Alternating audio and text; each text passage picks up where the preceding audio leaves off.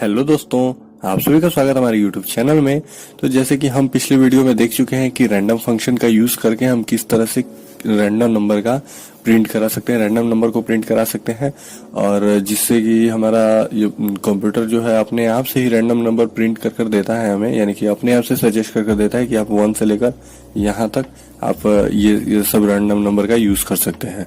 तो आज भी हम रैंडम नंबर का यूज करने वाले हैं, लेकिन क्या होगा कि हम एक स्पेसिफिक एरिया से हम रैंडम नंबर को चूज करवाएंगे। स्पेसिफिक एरिया कहने का मतलब ये है, मान लीजिए हम कंप्यूटर को मैक्सिमम वैल्यू और मिनिमम वैल्यू दोनों वैल्यू देंगे और कहेंगे कि आप इन दोनों के बीच में ही हमें एक रैंडम नंबर जनरेट करके दो, एक या कई सारे हमारे रैंडम नंबर जनरेट करके दीजिए। तो कंप्यूटर क्या करेगा कि ठीक है, हम आपके मिनिमम वैल्यू और मैक्सिमम वैल्यू इन्हीं दोनों के बीच में के सभी नंबर्स को, यानी कि जितने भी नंबर्स होंगे उन सभी को 1 बाय 1 करके आप जितने भी चाहें उतना हमें रैंडम नंबर आप यूज कर सकते हैं और वो उसे जनरेट करके देगा। जैसे कि आप यहाँ पर स्क्रीन पर भी देख सकते हैं कि हम 12 से लेकर 7 तक एक रैंडम नंबर का यूज किया है। इसमें ना ही 1 आएगा, ना ही 2, ना ही 3, ना ही 5, ना ही 6, और इसके ऊपर भी नहीं आएगा, यानी कि 12 के बाद भी नहीं आएगा। तो क्या हुआ है कि हम एक स्पेसिफिक एरिया इसे कह रही है कि भाई आप यहाँ से लेकर यहाँ तक ही सिर्फ रैंडम नंबर को हमें दीजिए जनरेट करके, इससे ज्यादा और इससे कम बिल्कुल नहीं। तो आज के इस वीडियो में हम यही देखने वाले हैं कि किस तरह से इस लॉजिक को लगाया जाता है कि हम स्पेसिफिक एरिया इसमें बता सकते हैं कंप्यूटर को, भाई आप मिनिमम वैल्यू और मैक्सिमम वैल्यू के बीच में ही नंबर जनरेट करके देख सकते हैं। तो चलिए इस वीडियो को स्टार्ट करते हैं और देखते हैं किस तरह से लॉजिक को लगाया जाता है और ऐसे नंबर्स को प्रिंट कराया जाता है। इसके लिए सबसे पहले हम यहाँ पर अपना हेडर फाइल लिख लेंगे। तो हैश इंक्लूड studio.h और यहाँ पर हैश इंक्लूड conio.h।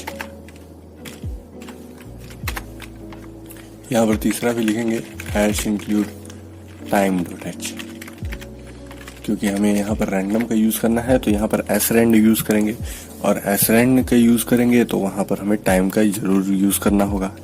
तो टाइम के लिए हम time.h हेडर फाइल का यूज करेंगे और यहाँ पर इंट मैन, यहाँ से हमारा प्रोग्राम स्टार्ट हो। यहाँ पर हम कुछ इंटीजर डेटा टाइप्स के कुछ वेरिएबल ले लेते हैं ए बी, और यहाँ पर हम फॉर लूप चला देते हैं ताकि लूप में हमारा कई सारे रैंडम नंबर प्रिंट होते रहें। और यहाँ पर b is equal to 1, b less than और इक्वल टू 15, पहले 15 तक हमारा जाना चाहिए, 15 नंबर प्रिंट करेगा। और उसके बाद b जो है वो प्लस प्लस हो। यहाँ पर हम अब एक वैल्यू पर हम रैंड फंक्शन को स्टोर कर देते हैं। यहाँ पर क्या करेंगे, सबसे पहले परसेंट और यहाँ पर ब्रैकेट ऑन करेंगे, और यहाँ पर सबसे पहले अपर केस यानी कि सबसे बड़ी संख्या जहां से लेकर जहां तक हमें प्रिंट करना है, यानी कि मान लीजिए हमें 5 से लेकर 10 तक करना है, ठीक है। इन्हीं बीच के जितने भी नंबर्स हैं सभी को रैंडम वाइज प्रिंट करता रहे। तो उसके लिए सबसे अपर केस हमारा क्या हो गया 10 और लोअर केस हो गया 5, यानी कि मिनिमम और मैक्सिमम। तो यहाँ पर हम सबसे पहले मैक्सिमम डालेंगे तो हो जाएगा हमारे यहाँ पर 10, फिर उसके बाद करना है यहाँ पर माइनस लोअर केस मतलब मिनिमम वैल्यू तो 5, फिर यहाँ पर करना है प्लस 1 और ब्रैकेट से बाहर निकलकर फिर यहाँ पर करना है प्लस 5। ये होगा आपका किसी भी स्पेसिफिक नंबर के बीच में जितने भी आपके रैंडम नंबर हो वो सभी रैंडम नंबर को प्रिंट करने के लिए। स्पेसिफिक नंबर इसलिए कि अगर मान लीजिए आपका लोअर केस और अपर केस यानी कि मैक्सिमम और मिनिमम वैल्यू आप देते हैं तो उन्हीं के बीच में आपके रैंडम नंबर क्रिएट होंगे, जनरेट होंगे, ठीक है। तो उसके लिए ये आपका लॉजिक है, ये छोटा सा।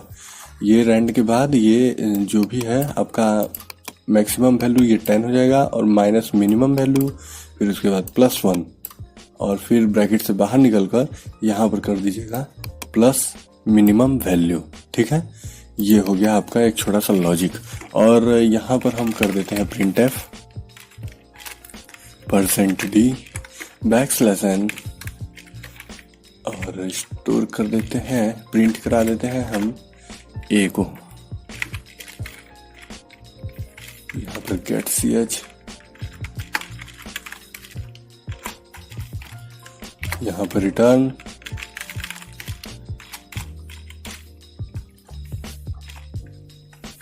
तो ये हो गया हमारा प्रोग्राम कंप्लीट। ठीक है, इसे हम रन करते हैं।